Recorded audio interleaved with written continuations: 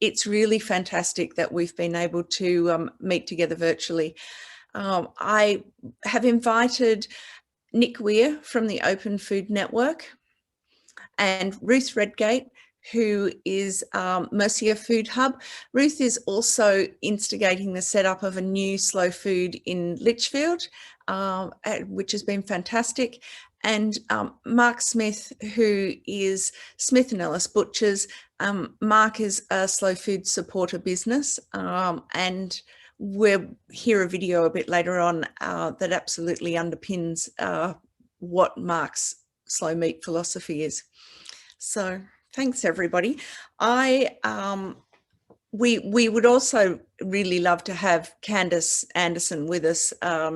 She and I did all the groundwork for setting up our Slow Food Hub just over 12 months ago.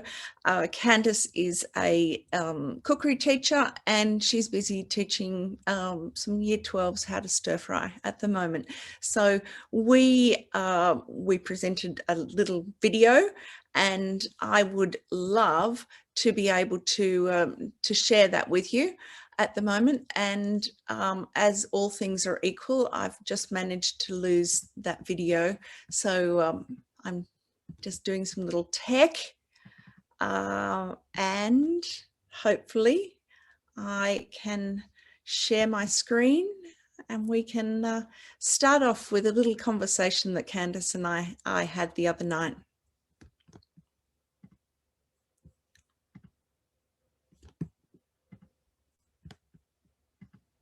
Hi, Candace. Thanks for joining me. Really pleased that we have a chance to reminisce about when we started the Food Hub, which is just over 12 months ago. Thanks, Kate. We both had fairly similar shopping habits. Do you want to tell people what you were doing?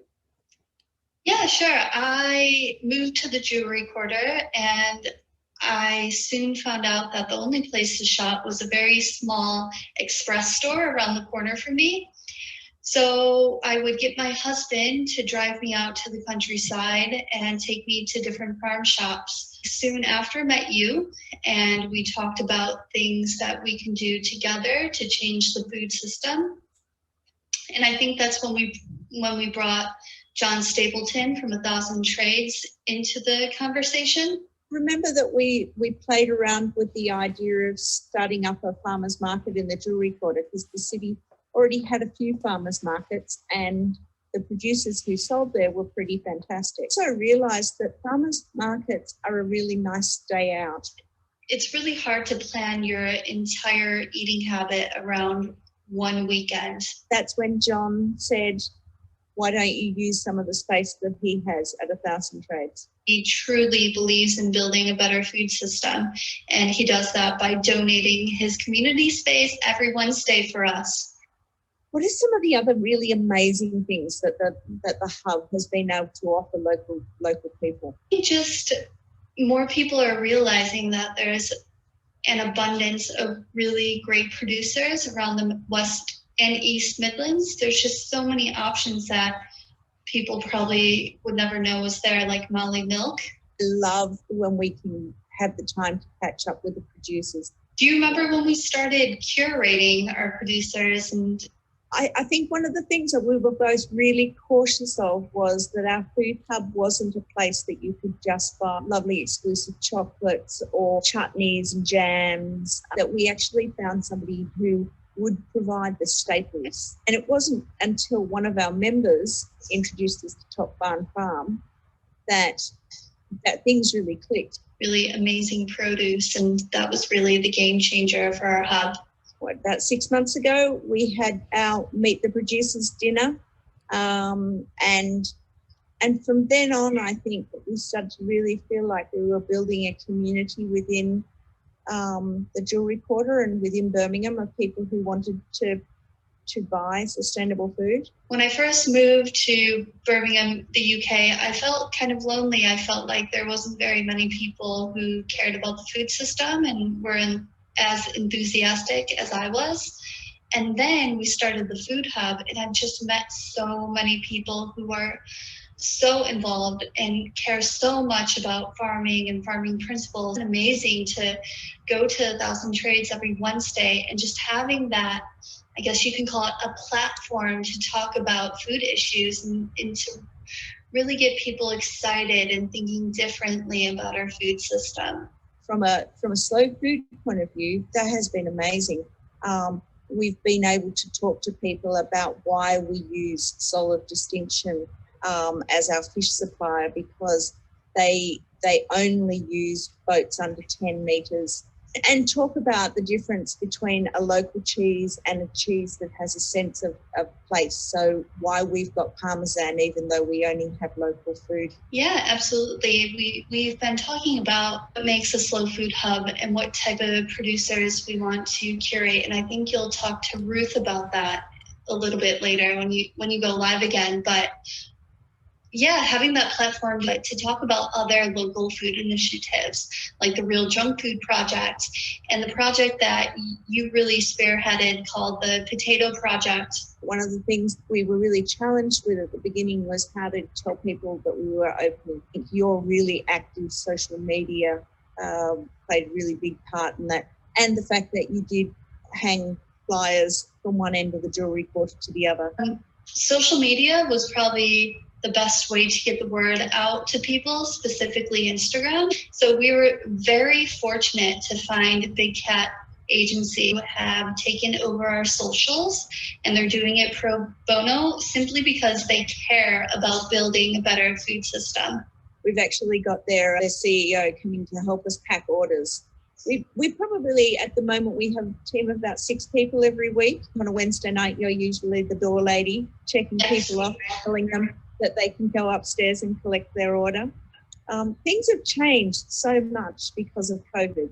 I'm hoping that eventually we'll be able to go back to that social atmosphere. I've met so many people who really care and want to change the food system and care about good, clean and fair food. And that sense of community is absolutely reflected in the fact that over the last 8 months, Slow Food Birmingham's membership has doubled. We aren't the only people in the city who want access to good food, and we're not the only people in the city who are really passionate about making a sustainable food system. I look forward to every Wednesday, and it's great to have a partner in crime like you to help me start it. And it's even better to have all the volunteers to help us. So, I apologise firstly because I incorrectly called our amazing fish, slow food fish person, Soul of Distinction, and they are, after all, Soul of Discretion. And they are just one of the people that we have got to know so well because of the Food Hub. And it's really been able to, it's been a platform, as we said in the video, for us to be able to introduce slow food supporter businesses to lots of people. So that's been fantastic. Nick, do you want to start off talking a bit more about what the Open Food Network and how the hub system works within that? Thank you, Kate. Yes. And very nice to meet you all. Very pleased to be here and part of the Terra Madre conference. So I'm Nick Weir. I have various hats on. I'm a part-time grower on an allotment-based community-supported agriculture project, and I help to run a food hub in Stroud in Gloucestershire, southwest UK. But I'm here in my capacity as part of the Open Food Network, which predominantly is a group of people. It's people like Candace, who we just met, people like Kate, people like Ruth, people like Mark, people who care about better food systems. And we've been working to build tools that enable producers, farmers, growers, producers, and communities to build systems that make shorter supply chains, that connect up the people who produce the food with the people who eat it. And one of the ways we do that is through food hubs. And the toolkit that we produce is software. It is technology. It's quite importantly, it's open source software. We're trying to build a better food system, and we believe that we can only do that if the tools that we use to build that system are set up on a completely different economic model than the neoliberal capitalist model that has brought the food system into its current state. So the open source Open Food Network is collectively owned by the people who use it. It is free software, in effect. Anybody can download it and use the software, and people all over the world are contributing to it. We have built a set of tools that enable producers to sell direct from their farms. We've enabled producers to link up to other producers to sell produce from multiple producers. We call those producer hubs, a bit like the spokes on a wheel. The producer then collects produce together and sells produce from several farms. But we've also, the software also enables many other types of food enterprise, one of which is the hub system that Kate mentioned. So the food hub that I run in Stroud, and the food hub that Ruth will be talking about in a moment, enables a community group to connect up with many, many different local food producers, offer that produce together on one shop front that has multiple products from multiple producers, and for shoppers and buyers to browse that shop front to see a lot of detail about that product and about the person who produces it, and if they want to connect with the person who produces it online, and to then choose products from that shop front. Against every price is a little pie chart that shows how much of the price of that product is going to the producer, how much is being charged as a markup by the hub. It may be there are other markups added by other producers. We're trying to make best use of the existing infrastructure, and if a farmer is driving past somebody else's farm to get the produce to the hub, they can collect for other farmers and add a small markup to the price of that produce. So a very transparent online shopfront system that allows shoppers and buyers to place orders with a single basket with multiple products from multiple producers. The software then compiles all of those orders together. It sends a purchase order out to all the producers, who then harvest and gather that produce together. The beauty for the producer, obviously, being they only harvest to order. They don't end up harvesting any more than has actually been paid for. Nick, they harvest the produce, they get it to the hub. Yeah, I think that's really important. Sorry for interrupting, Nick. I think that's, yeah, I think that's a really important thing to emphasize, is about the fact that producers are harvesting to order, because it absolutely is on the forefront of food waste. One of the elements that we talked about when we set up the hub in Birmingham was, do we start another farmers market? Not only are farmers markets once a month, so they don't change people's shopping habits, that when producers come to a market, they come with more than they hope to sell. And if that's fresh produce, if they don't have a connection with an organisation that collects surplus, then it becomes food waste. And I think that online shopping platform really, really works to do that. Thank you, Kate. And as well as food hubs, just to pick up on the food waste theme, as well as food hubs where the produce is gathered together and then distributed out to the shoppers and the buyers, either through pickup points or through home delivery systems. As well as hubs like that, many other people are using the same software, the Open Food Network software. I'm just going to turn off my video because I'm getting a message that my internet connection is unstable. So as well as food hubs, we also have food banks who are using the Open Food Network, and they're gathering together surplus produce that comes from the farms. So as Kate said, it's important that we don't, that farmers don't over harvest, but it may be that there's produce in the fields that isn't being harvested. And that was particularly the case during COVID, when all the cafes and restaurants shut. There was a real need to restructure food systems very quickly. And so the food banks are using the Open Food Network to notice, to find out which farmers have surplus produce. They then can collect that produce and distribute it to people who are in food poverty, and in some cases to cook ready meals and then distribute the ready meals to people who are in food poverty. But what we're trying to do, sorry, that's absolutely amazing, and I'm conscious of the time and the fact that we want to show a couple of other videos and things like that, but that concept of being able to work with surplus food is brilliant, because Birmingham is in the process of setting up a food justice network. So yet another project that we can work with Open Food Network. So a little later in the conversation, we're going to just touch on some of the other projects that Slow Food and Open Food Network are doing. The Slow Food Hub in the Jewellery Quarter is run by Slow Food, and the profits that we make feed our other projects.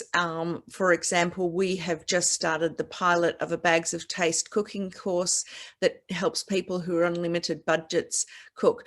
But not all food hubs are run by volunteer groups. Some of them are run by amazing people who champion local food, and they pay back to the slow food ethos in different ways. And this is where Ruth Redgate comes into the conversation. Ruth runs Honeypot Bakery and the Mercia Food Hub. So Ruth, can you tell us a little bit about how you operate your food hub? Yeah, so I run mine as a business. As Kate said, I have my own bakery and I run the online farmers market. But part of my payback with the slow food ethos is half of my delivery charges then get donated to the YMCA in Burton Food Bank. Especially during lockdown, they couldn't actually always get to the supermarkets to get the big pallets of food that they were getting. So my customers helped me by paying for deliveries, and I would go in and I would find and see what I could get and I would take it over to them.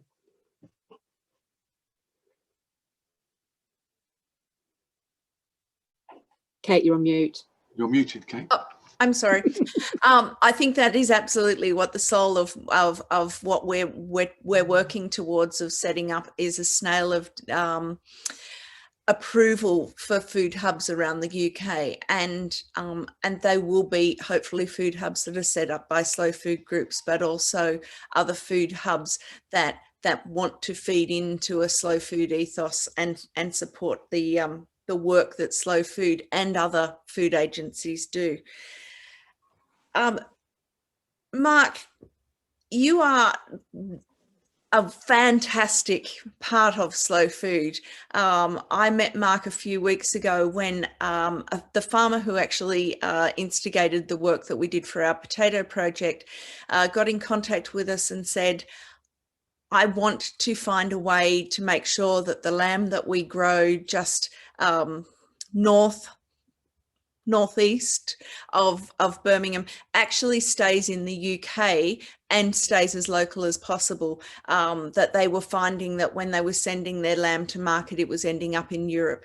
And we pulled Mark into that conversation, and it was exactly why Slow Food is here, is that we can link up producers with retailers.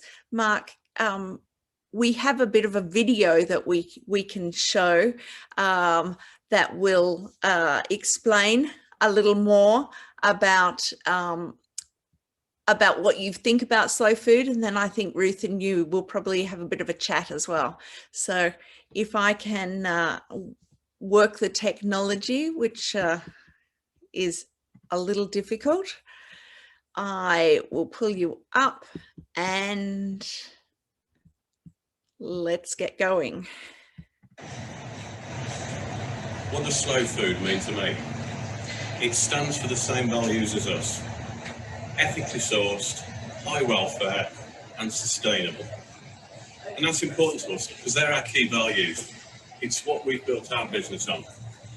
Overriding the whole thing is local supply. If it's not local, then how can we control those same values?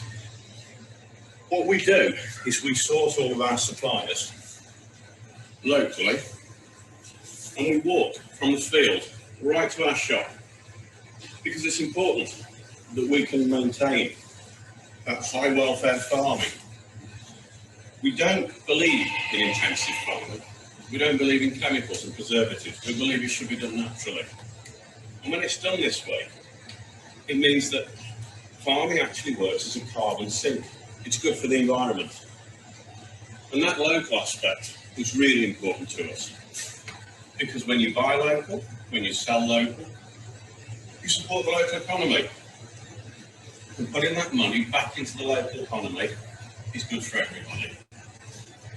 And that's why we support slow farming. The ethos of slow farming is exactly the same as the ethos that Smith & Ellis work and live by. It's what enables us to do what we do, and it generates high quality, ethical, feel good, taste good. It's just the right thing to do. Thank you.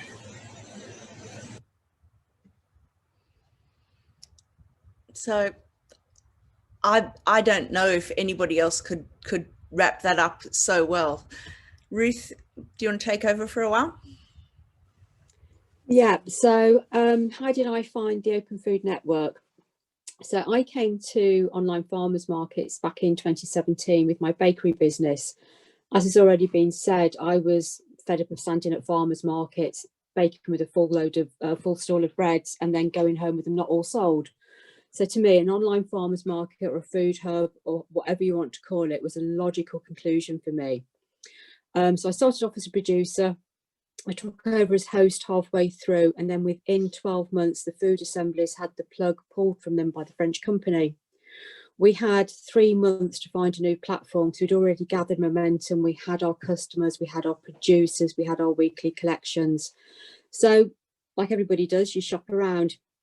I looked at Open Food Network, and Nick knows this, I initially dismissed it because it was clunky.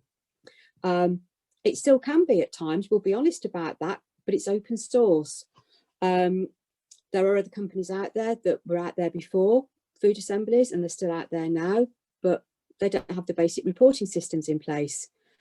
Other companies came out of the woodwork and did a carbon copy of the food assemblies. We even looked at paying for our own software to be developed. And we splintered and we all went in our own different ways. And I eventually did settle on Open Food Network for a number of reasons. I have more than one collection each week. I have more than one drop off. I have multiple delivery areas which mushroomed during COVID. And Open Food Network was the only system that would allow me to do that. It's the only one that is flexible to how the person who's running their hub wants to run it. And that's why I support Open Food Network, Nick. Thanks, Ruth. Can you tell us a little about how you and Mark work together? Mark? Yeah, I'd been looking around for an awful long time for a butcher, and Mark's name kept popping up, kept recommending to me. And it took us about 3 months to, well, we didn't even actually sit down with each other. Second week of lockdown, I finally said to Mark, look, I need your list. I need it now. We need to start working together. And that's how our relationship started. I got an email at 11 o'clock on a Sunday night. By 8 o'clock on the Monday morning, all his products were listed. My market closed at 2 o'clock that day. And we haven't looked back with the sales from Mark because it's good quality. And as he said, slow meat. He knows which field that animal has come from. Mark? Yeah, it has been good. We've always been very clear about how we run our business. It's all about local.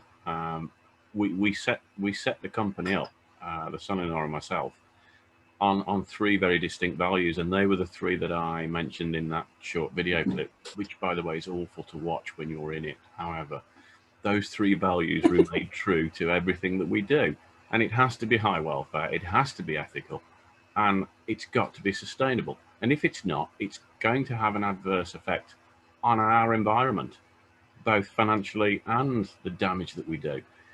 And we also know from experience, because I'm a foodie as well as I care very much about where we live and who we work with and supply. I know that when you look after the product, right from the start of that process, right to the point where it's consumed by somebody. When you do it traditionally, without intensive farming methods, without chemicals, without forcing the whole thing, the taste, the quality, they are superb. They can't be surpassed.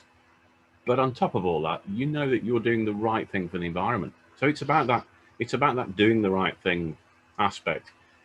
The Open Food Network and using the local food hubs means that we not only buy local, but we're taking it back to local as well. And again, it all fits with our ethos. The fact that what we want to do as a business and what Open Food Network and Slow Food want to do as groups of people match so closely means that, as Ruth said, we have not looked back, because it's a connection of values, and that's the most important thing. We are value driven, we're purpose driven. We're not here to just make a whole ton of money. If we were doing that, we could do the same as many others have done and do the wrong thing. It's not about profit, it's about purpose, and it's doing the right thing. And that circular economy is really important to the local farmers, to the local consumers. It's just, I'll keep saying it, it's the right thing to do. So as Ruth says, since we started, we've not looked back. Mark, I think that's such a strong statement of it's the right thing to do. And I find that I am constantly talking to people about slow food and reminding them that we are good, clean and fair, and what that fair really means. And I think so much of that is evident within a food hub, because we're shortening those supply chains. One of the things that Slow Food does is that we actually take less commission from our producers who are slow food supporters, because we really believe that by giving them back a little more of what the customer is spending, that we're enforcing that fairness, and I think that that's really important. I wonder if you can indulge me all. We have another farmer, as we mentioned in the conversation with Candace and I, Mike Harper from Top Barn Farm, who are also slow food supporters. Mike has a crazy busy schedule today, so I think he got up at the crack of and sent us a quick message. So I thought I'd just share that with everybody as well. And here we go. I think I'm getting the hang of this. Nope, maybe I'm not. Sorry, let me try and share the screen again. Hello, my name's Mike Harper from Top Barn Harvest Shop, and just to say what the food hub in the Jewellery Quarter has meant for us, it's given us a massive opportunity to sell not only what we grow here on the main farm, but also we have a number of social enterprises on the farm, which are Bonterre, Good Soil and Wild Goose, and it's given us a chance to sell their produce, which is slightly more bespoke. So they grow apples, pears, aubergines on small scales, on small sites, where they look after disadvantaged people from various backgrounds. We've also been able to go to local producers and bring their goods to here and send it on up to the hub, as well as products from our butchery and deli. So for us, it's been fantastic. It's been a huge benefit to be able to supply the hub through the lockdown, and and we hope everyone's really enjoyed the produce. Thank you. I'm now just working out how to unshare my screen. Apologies. This is where the absence of my tech skills is really going to show up.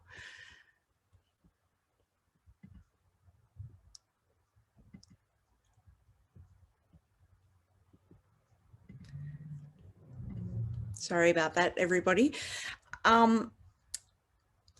We've got a couple of photographs of the Birmingham Food Hub to share, but I thought that we could probably start the conversation off, and we'll jump into some photographs in a while.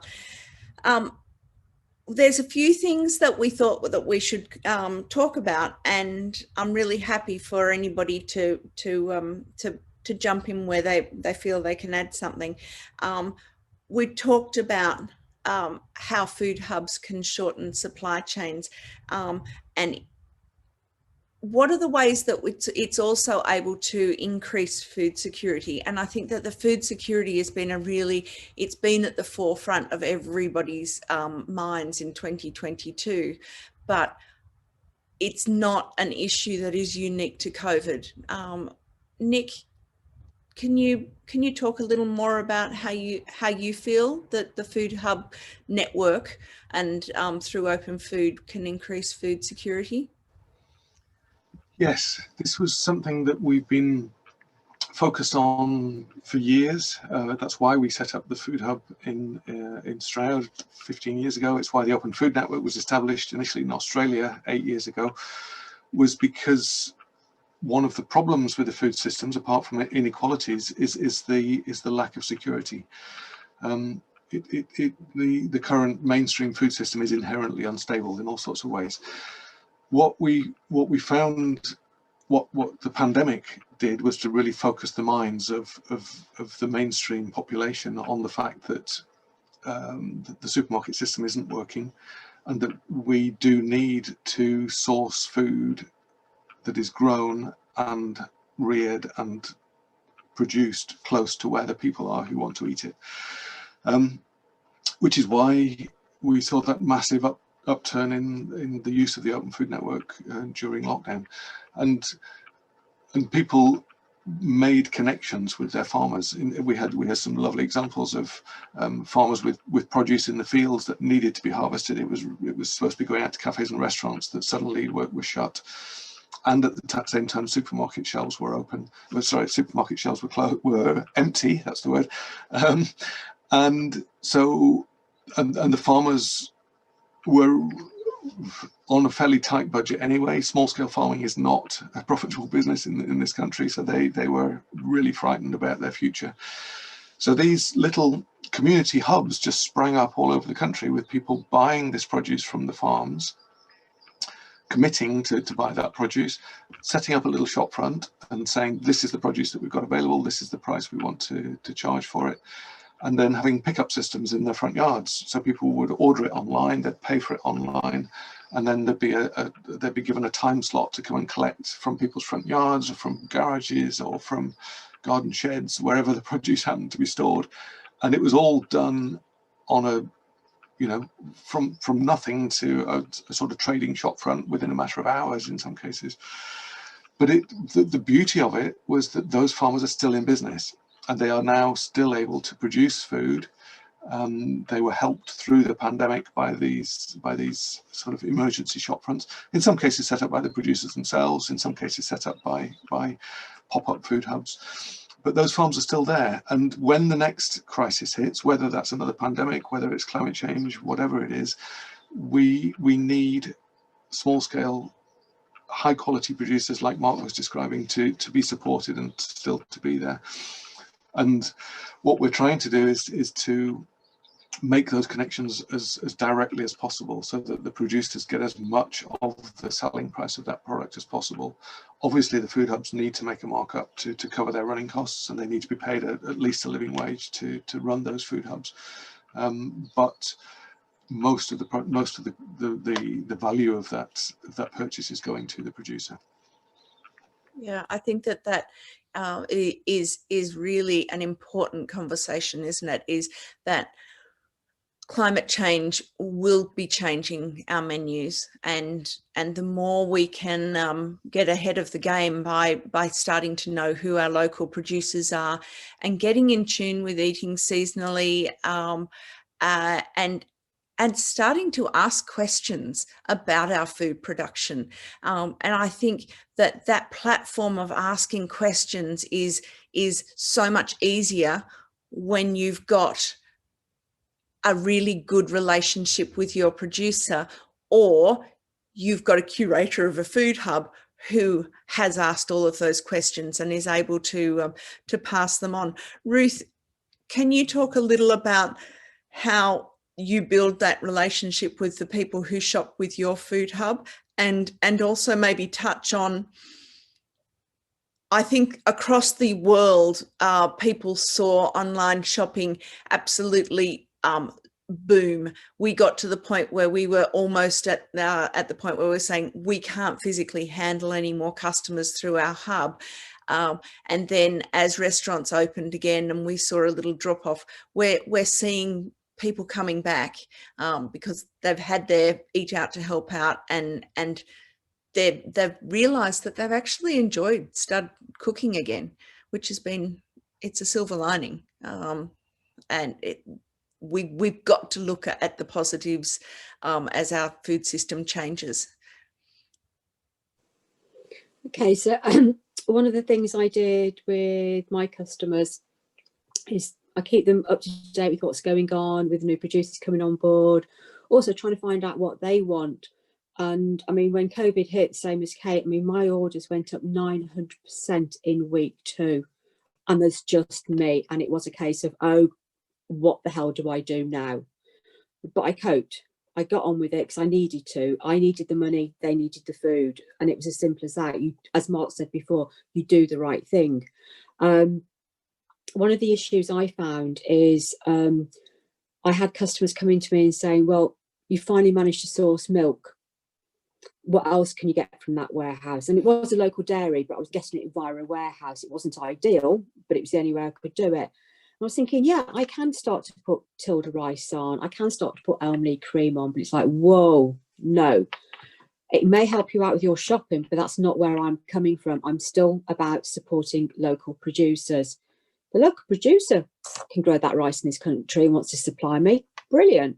If they want us to sell me their cream, I'll do that, but I'm not going to go against my own ethics and go and get it from a warehouse and list it, which is what I found with a few other companies that have popped up trying to do similar around our area as well. And it just grates on me, and it just grates on my customers as well. So it is all about still the local producers. I'm doing seasonal, so my veg man will only do the seasonal veg. I have customers who love the avocados all year round. I would, but my veg guy won't do them. He won't go to the wholesale market and get them for me because he believes in seasonal produce. I think that is the essence of it, isn't it? And I know that both Mercia and Slow Food have been working with Hodma Dodds, who are just, they're a success story in every way. And what they've done is that they've reminded farmers in the UK that they can grow food for people. They shouldn't be growing food for livestock, especially in the UK, where we are blessed with the ability to have grass-fed and pasture-raised food should we choose to eat meat. And I think, Mark, that is the constant conversation. How do you work with your suppliers, the growers and the farmers, to bring them into that pasture-raised conversation? It's quite easy for us because we just won't flat refuse work with anybody that intensively farms because it's back to that alignment with our core values. Intensively farmed, it's no good for taste, it's no good for quality, it's no good for the environment, and therefore it's no good for us. We're not going to have any truck with that. The way we work with our local producers, and they are local, and that's from not only a local economy point of view, but from a practicality point of view. When I say we make sure that those values work right the way through the chain from field to final customer, I know it's the case because I walk the process. So if we select a new farmer and we're going to work with them for, let's say it's lamb, then I will follow that process. There'll be a number of discussions before we even do anything, but then we'll all walk the process, how they're raised, how they're cared for, what kind of conditions that they're using to raise the lambs, where they live, how they get from them to us, and I will walk the entire process. If I cannot walk the process and I cannot ensure that those values are maintained right through that process, then it just doesn't happen. And it's having a really positive effect for us and those local producers because the word spreads quite quickly and they want to do the same thing. So it's becoming a reciprocal arrangement, and on almost an unofficial network of, okay, if we want to do the right thing here, here's somebody that can help us do it. Here's our route to market as well, because there is enormous pressure on most producers to do everything as quick and as cheap as you possibly can and hang the consequences. And the consequences, unfortunately, are it puts undue pressure on producers, it puts undue pressure on the environment, and frankly, it's not doing anybody any good. Intensively farmed anything, whether it's grain or meat or anything else, has lower nutritional value. We know this. There's plenty of scientific evidence to suggest this. So it knackers everything. And frankly, we won't support it. So that's our view, and that's how we work with them. And it becomes a partnership between us and the local farms, not a buyer and supplier relationship. And that works in two directions, because when they have something that's going on that we can help with, we'll do it. If we're in trouble with something, we'll use that unofficial network of these guys are trying to do this, they're in trouble with this, how can we all help each other? And it becomes a true network, and that's the way we work. I think that's brilliant. I'm conscious of the fact that we probably have quite a few questions coming in, and I really wanted to just talk on one other subject, but I'd also love to share a few photographs from our food hub adventures over the last year. So I'm hoping that you can see things progressing. We held a social media competition, and has been, who are better than ethical, better than fair trade coffee producers that we work with, donated a lot of coffee for us to give away. We did a small pop-up with the Birmingham Digbeth Dining Club, and that was fantastic. It was a way that we could increase the availability of food for in that particular urgent time. That's an example of the type of veg boxes. One of the other things that we've done as part of building a community through our food hub is that we did a cook along with the JQ network, who had a JQ at home. That was terrific. These are some of our happy customers. We're working with a guy who is growing from his allotment, and we got to the point where his courgettes were, according to one of our French customers, they were just courge. There was nothing nothing small about them. And that enables us to have this whole nother conversation with our shoppers about using food because it's available, and they really embraced it. It's been fantastic. These are our first birthday photographs. Never did we imagine in 1,000 years that we would be timing meetings rather than meeting together with a glass of wine at the pub. And we talked a little earlier about how we've been using social media, and these are some of the ways that we've been doing it. These are the conversations we have about our fish producers. We talk about our bread suppliers. We work really closely with Peter Cooks, who is part of the Real Bread campaign and a stalwart of slow food. Yeah, so we try to highlight our supporters. This is locally made Droitwich salt. It's phenomenal, and again, it's all part of getting people to understand that what is on our doorstep is really quite wonderful. Morley milk, who Ruth talked about earlier, and yep. I just love being able to tell people the stories of the Soul of Discretion ethos and the people, the fishermen and fisher people that they're working with. We've found new producers who've come along and talk about plant-based and introduce things. And at that point, I start sharing things that are popping up on my WhatsApp screen and not part of the conversation. Shane, have we got some questions that we can answer? We have. We've got a really great question from Joy. Joy is looking to set up a food hub in Buckinghamshire. in the consultation phase and is really wanting to make it a physical hub rather than an online hub. And she's looking for ideas and comments on that. Nick. Yeah, I'm really happy to take that. Yes, lots of the people using the Open Food Network have physical hubs as well as online.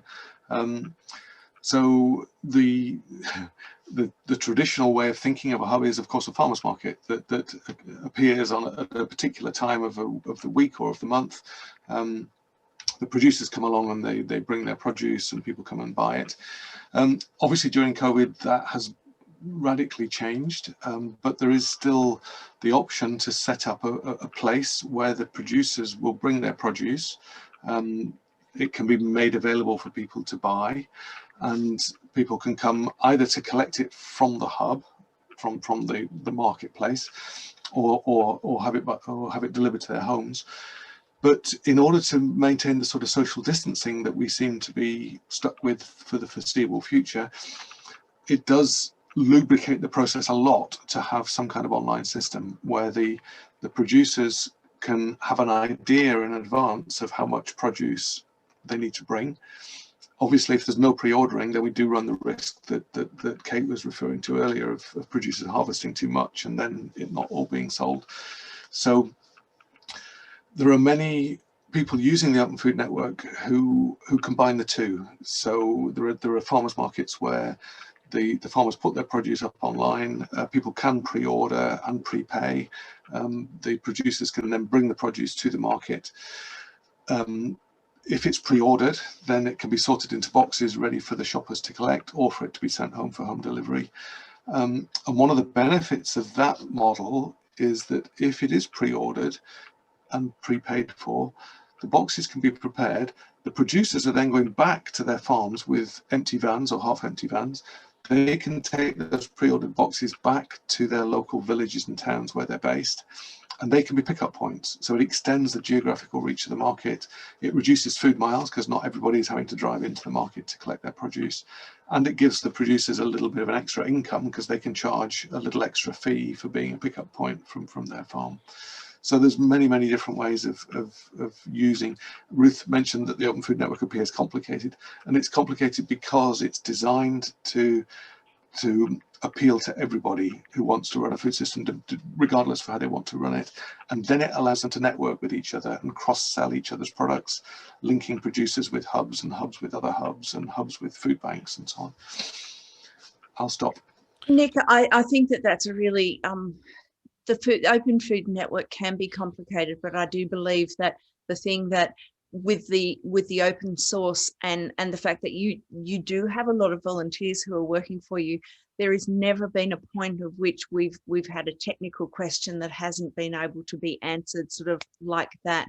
And because we're a hub of volunteers, we have 6 or 7 people who are learning how to use the system. And it's really interesting bringing somebody who has little or no tech skills into that, and it's been fantastic actually, being able to do that. Shane, have we got any more questions?